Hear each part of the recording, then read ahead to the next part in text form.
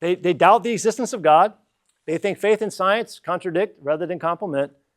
They ask, why does God allow suffering? And they reject the sexual ethic of the church.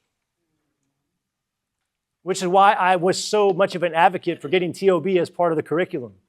Because if we start embedding that language in people when they're young, and we're simply teaching them the truth about them being a gift, right? Then the gift of themselves, even in a complete and total, free and fruitful way to their spouse, when they're speaking in and through their body the same vows they spoke at their wedding, verbally, makes sense when they understand the nature of who they are as male and female and how that can lead to their ultimate fulfillment. And that saving that for the right place at the right time is going to bring about true fulfillment and true happiness. And that abusing it at the wrong time in the wrong place will lead to utterly unfulfillment and misery. You know, I listened to this guy named Father Robert Mateg on the Catholic Current, and he taught philosophy he's a really good Jesuit. He taught philosophy at this college level, and he said, he would talk about this with his students, and he said, so right now, I want every one of you right now, it's in my class right now, in their freshman or sophomore year in college, said, close your eyes and think about the person who is nonstop sexually active and partying like they're going out of their mind. And he goes, he just stopped for a minute. He said, do you have somebody in your mind? In your head? Y'all shook their head. He goes, are they happy? He said it got real what? Quiet. Because every one of them knew that their friends weren't happy. They were miserable. They're looking for the love of God. And no finite being is going to give another finite being that love on their own. But through sanctifying grace and the sacraments, they can. That's the love God baptized us into in the Holy Spirit. That's the love that's confirmed in what? Confirmation. That's the love we're made to give, right? So you must establish, to refute this as a catechist, 4 things. Cosmology points to a being who created the universe. Now, the argument from contingency, that's one of St. Thomas Aquinas' 5 proofs for the existence of, or 5 arguments for the existence of God. Can't prove God exists, but there's argument, a lot of evidence that God what? Exists. You can't prove he doesn't what? Exist. Okay, the historicity of Jesus and the resurrection. I'll talk about that briefly in just a few minutes. This is really important, okay? The reality of objective truth. Reclaiming philosophy from the Enlightenment and modern and postmodern world. Now, you got to learn that. You got to go read. You got to study. You got to open yourself up to learning something that is really engaging once you get into it, but might make you a little comfortable when you start. You don't grow unless you're uncomfortable. And then the last one, why be Catholic? Okay, so it's that purpose program and confirmation from Life Team. Why God? Why Jesus? Why church? Guess what? It's that.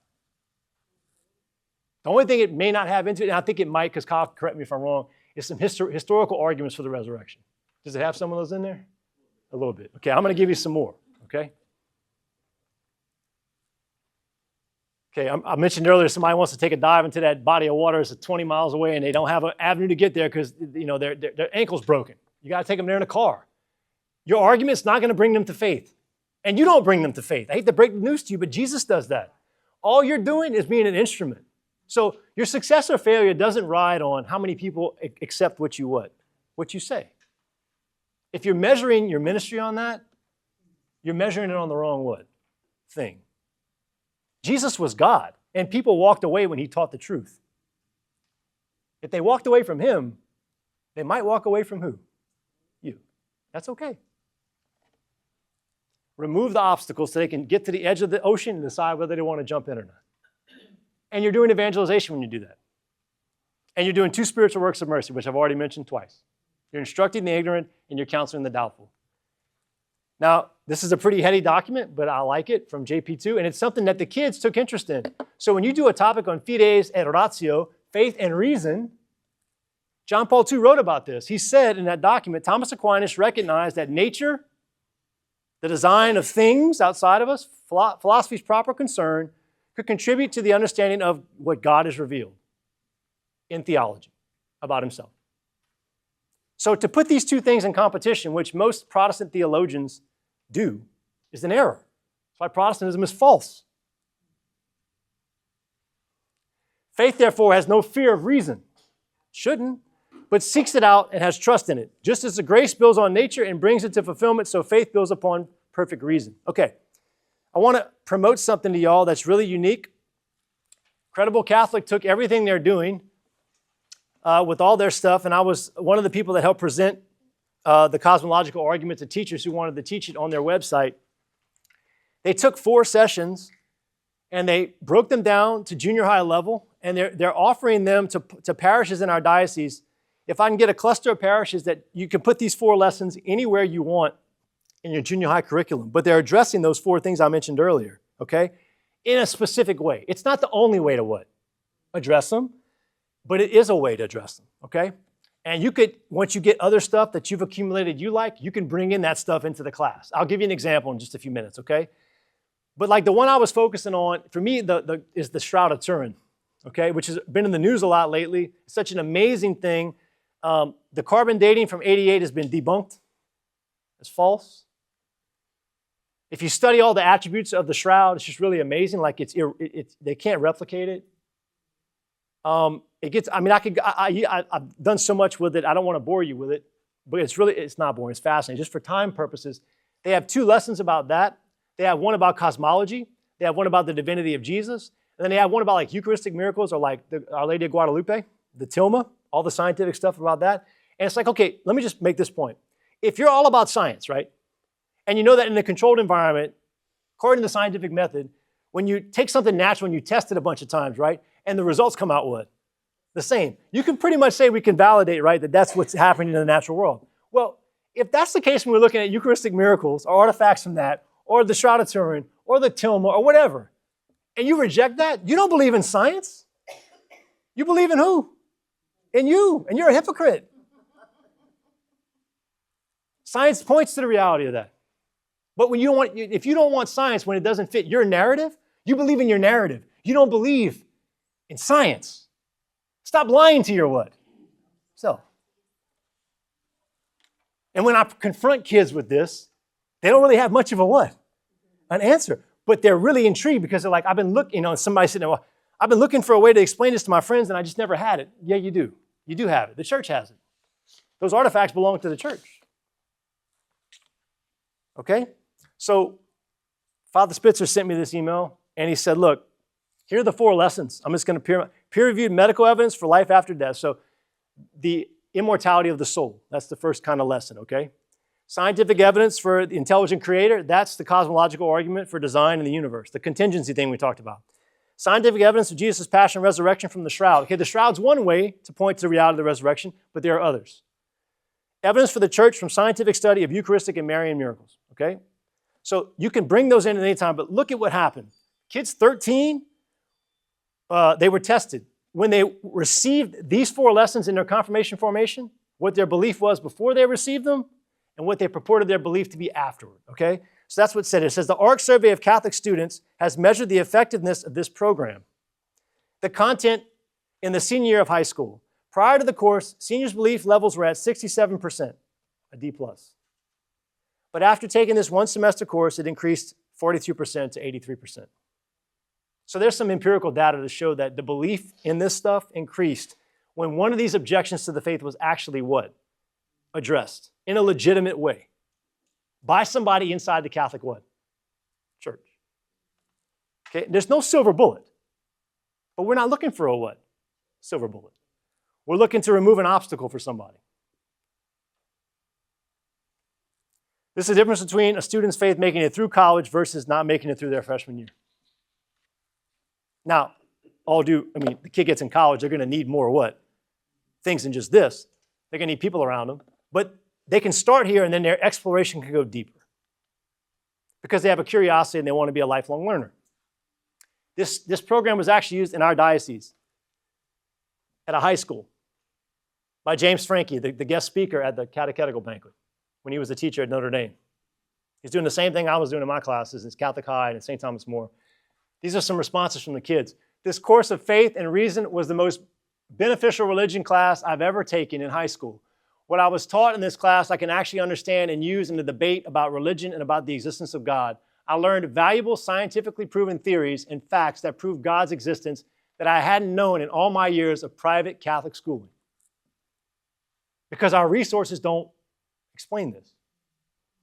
Even though I was raised from a young age, sorry, I misspelled that, to believe in God and miracles, after taking this class, I never understood why I believed. I just always accepted it to be true and followed blindly. I have come to realize that science and religion are not at war with each other, but rather they're allies.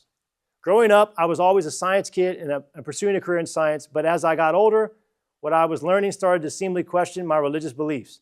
The explanations for the creation of the universe and the NDE. The NDE is the near-death experience, the validation of the immortality of the soul.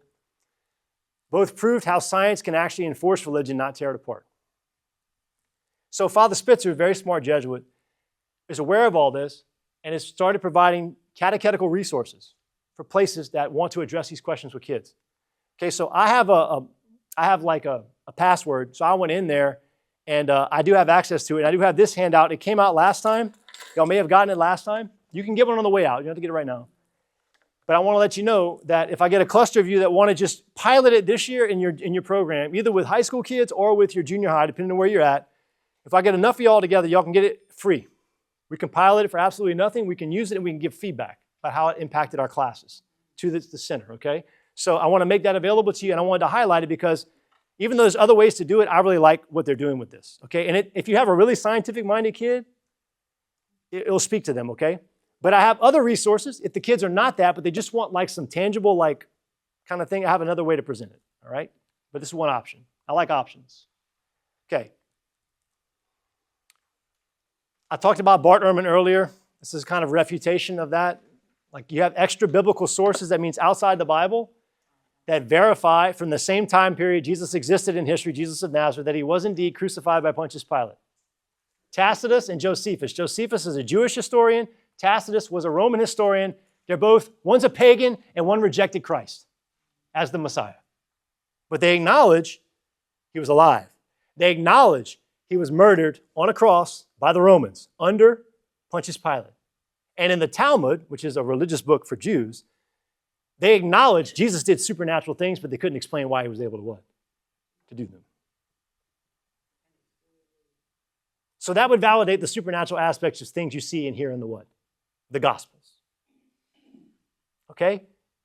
Those 3 points, and looking at it, the text from that time period, Brant Petrie, in his book, The Case for Jesus, makes the argument that Matthew, Mark, Luke, and John, they are Greco-Roman biographies. They have the same literary style of any writing about any person biographically during that time period. They tell a little bit about where they were born. They tell a little bit about the purpose of their what? Their life, and it says how they what? How they died. And we have other extra archaeological resources and other things you can point to show the dating of those writings, including Paul's letters, which happened within the first 10 to 15 years post-resurrection of Jesus. And when you put all this stuff down like I did in a church history class, as a historian who knew theology and philosophy, it could put all those things what?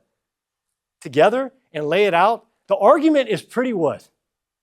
Convincing for the reality of the Catholic faith. Now you're just not being intellectually honest.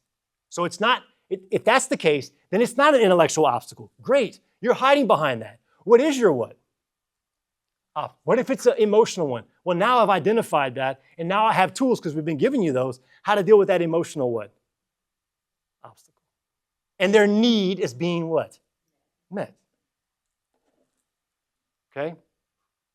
Okay, historical proof of the resurrection. I'm going to give you one acronym. It's easy to remember. Okay? There's a lot of other things around this, but for time's sake, I can give you one. Jets. Like the New York what? Jets. Okay. Jerusalem is a J. Okay? When the apostles in Acts chapter 1, Jesus says, go out, right? Start preaching where first in Acts chapter 1? Jerusalem. Don't go thousands of what? Go into Jerusalem, outside of the city gates at which I was crucified. And where gospel accounts show my enemies know my tomb was. And preach a bodily what? Resurrection. Now, if I went thousands of miles away and said, hey, I got a pool in my backyard, I can show you a picture of it. You might take my word for it because of the picture. But if I was trying to pull a leg over somebody who lived 10 minutes away from me, knew I didn't have a pool in my backyard, right? What are they going to do? They're going to walk up and go, hey, you know that clown's trying to get you to give him $20 to believe he has a pool in his backyard? Look, he lives at this house right here. Come see. Look, is there a pool back here? No. Guess what? He's what? He's lying. Okay, bodily resurrection. His enemies knew where the grave was, right? Yet they weren't walking around in Acts chapter 1 dragging his body through the streets saying, hey, the apostles are what? Lying. Enemy attestation. Okay, E, jets. His enemies knew where he was. His enemies lied about why there was no what? Body. If you can prove the validity of the gospel accounts, and you can, they lied. We can't explain why there's no what? Body there. Okay, I'm not going to like this one because it's a room full of women. T, testimony of women. Guess whose opinion had no validation in first century Israel? Okay, so if you're going to make up a story about a guy dying and rising what? From the dead, and you wanted to make it believable, would you make the first person to see him alive Mary Magdalene? But who was the first person? Well, next to his mother. Who's the first person? That's what some little T tradition tells us. Mary's the first person, but it's Mary Magdalene, right? Okay. S, it's simple. Okay, and there's some people, like they took his body off the cross and they threw it in a grave. Like, okay, well, no. Like, or they left his body up there, and or the one that got John Lennon from the Beatles. He never really died. He never died on the cross. So he gloriously resurrected and walked around with all of his scourging marks cleared 3 days later because he never died. It's called the swoon theory. I mean, you go listen to some of this stuff, and you look at the evidence on the Shroud of Turin.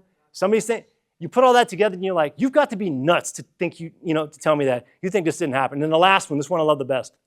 N.T. Wright, an Anglican historian, talked about how you have 12 Jewish guys, okay, including Matthias, who took Judas's place, walking around in the first century in a post-Messianic period as what? As Jews, proclaiming a bodily resurrection. Why is that historically significant?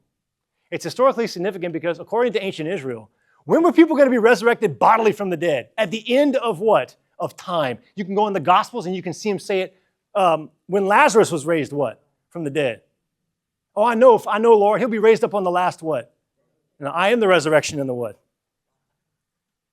They're walking around saying a Jewish guy who's now the Messiah was bodily resurrected from the dead. The only way to explain that the origins of all of Christianity is a post-Messianic, resurrected Jewish movement, and that's what Christianity what?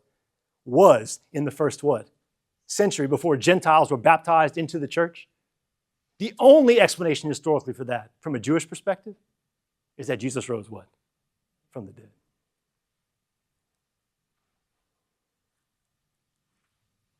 Can you use that? Guess why that matters. If Christ made a divine claim and Christ rose from the dead, it validates all his what? Divine claims. And if that's the case, here's what they have to grapple with, like we all do. If the incarnation is true and God and Jesus rose from the dead, all this stuff applies to me, whether I want it to or what, or not.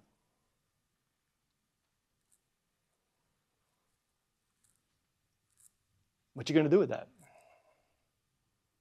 And when I would bring high school kids to this point, a lot of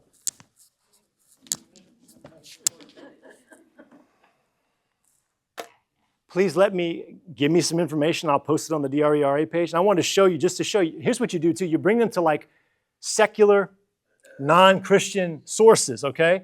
And you point out like this one, the tablet, and then of course we know the National Catholic Register is a Catholic one, but it's just so great. Like they redid the carbon dating because they realized that the part of the shroud where they took the piece of cloth from actually came from some medieval place where it had been in a fire and some medieval nuns had sewn extra part of it on, and the weave design inside the shroud was different. So they grabbed it from another part, and they realized it actually dates back between 900 BC and like the 1st century AD. And the image of Jesus is on the fibrils, like just the top, the shroud's very thin, but just on the top part of the fibrils of the shroud. And it's a 3D image of a negative of a photograph, which even if it was made in the Middle Ages, the scientific means of being able to produce a negative of a photograph didn't exist in human history at that time. And you look at all the wounds and all the areas, and they all match up with 1st century Roman flagrums with the places that they say he was nailed on the cross. You look at all the evidence, okay? The blood type was actual blood, AB blood. You look at the head cloth and Orieto, and you match the two, and it's the same blood type. And then you look at this rare like pollen that was found on the cloth that can only be dated to a certain kind of like tree that existed in first century Jerusalem. Like, if you want to see it to believe it, I can't give you a better thing to look at to see to what? To believe it. So am I the one that's irrational for assenting to this? No. In fact, there's a very rational reason to assent to everything the church what? Teaches. Maybe you're the one that's what? Irrational.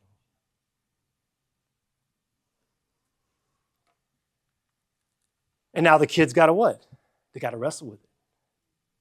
But guess what? Who are they wrestling with? God. Okay? The body and the body alone is capable of making visible what is invisible. The spiritual. This is why I have for so long been pushing TOB. Okay? Okay, this is from Fides et Ratio. This is from John Paul II. Okay?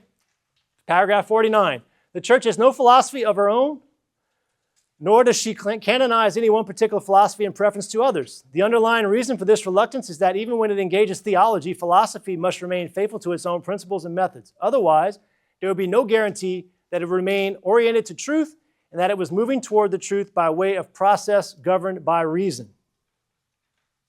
Philosophy which did not proceed in the light of reason according to its own principles and methods would serve little purpose. Yeah, it's meaningless, which, by the way, is what modern philosophy is. It's meaningless.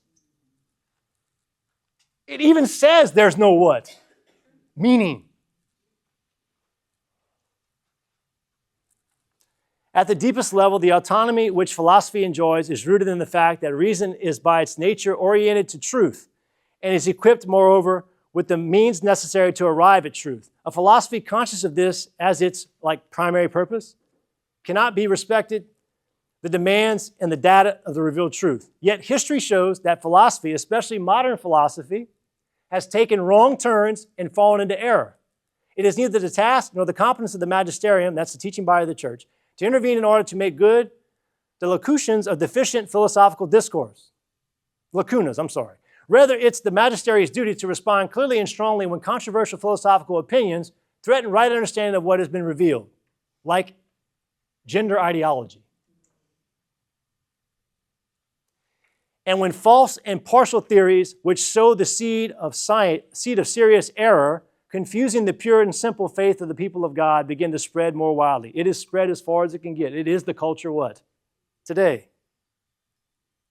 In light of the faith, therefore, the church's magisterium must authoritatively exercise a critical discernment of opinions and philosophies which contradict Christian doctrine. It is the task of the magisterium in the first place to indicate which philosophical presuppositions, things that are proposed for belief, and their conclusions are incompatible with revealed truth from God. Natural or what? Supernatural. Thus articulating the demands which faith's points of view makes a philosophy. Moreover, as a philosophical learning has developed, different schools of thought have emerged. This pluralism also imposes upon the magisterium the responsibility of expressing a judgment as to whether or not the basic tenets of these different schools are compatible with the demands of the Word of God in theological inquiry.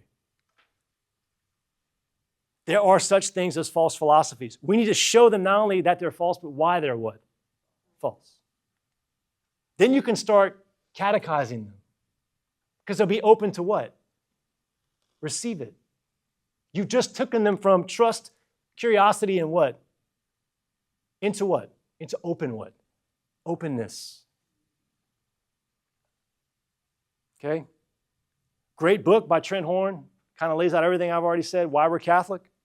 And I just read this book, Forming Families, Forming Saints, kind of pushing it for the catechetical banquet.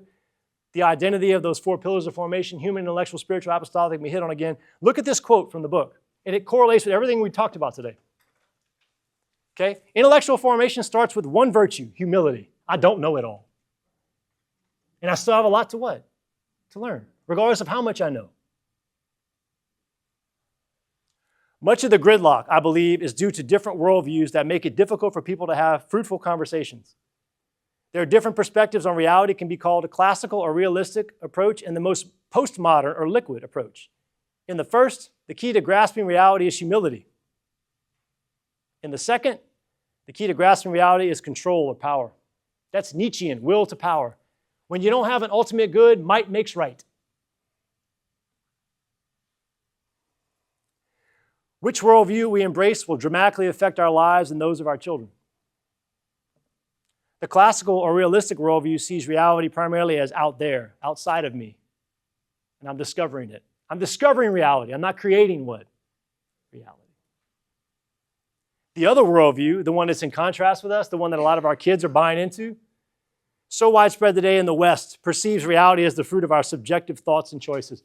My inner desires is what I want my reality to be, even if they're completely not compatible with objective truth. That's the dictatorship of relativism.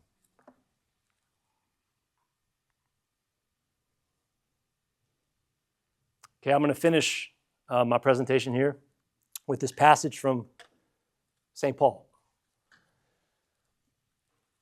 Brothers, I could not talk to you as spiritual people, but as fleshy people, as infants in Christ. And a lot of the people you're getting, both adults and children, are still spiritual infants. I fed you milk, not solid food, because you were unable to take it.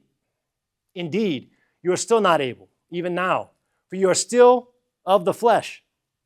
While there is jealousy and rivalry among you, are you not of the flesh? In behaving in an ordinary human way? Whenever someone says, I belong to Paul, another, I belong to Apollos, or I belong to this parish community, this parish community, this parish. No, we're the diocese of what?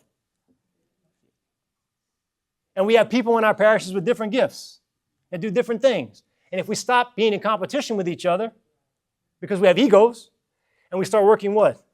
Together, we can change this diocese. Pope Leo's all about unity. What about that unity? Because unity at the expense of truth is no unity at all. The role of God's ministers, that's us. What is Apollos? After all, what is Paul? Ministers to whom you became believers? Just as the Lord assigned each one? I planted, Apollos watered, but God caused the what? The growth, not you. Therefore, neither the one who plants nor the one who waters is anything, but only God, who causes the growth. The one who plants and the one who waters are equal, and each will receive wages in proportion to his labor. For we are God's co-workers. You are God's field, you are God's building. We are the body of Christ, right?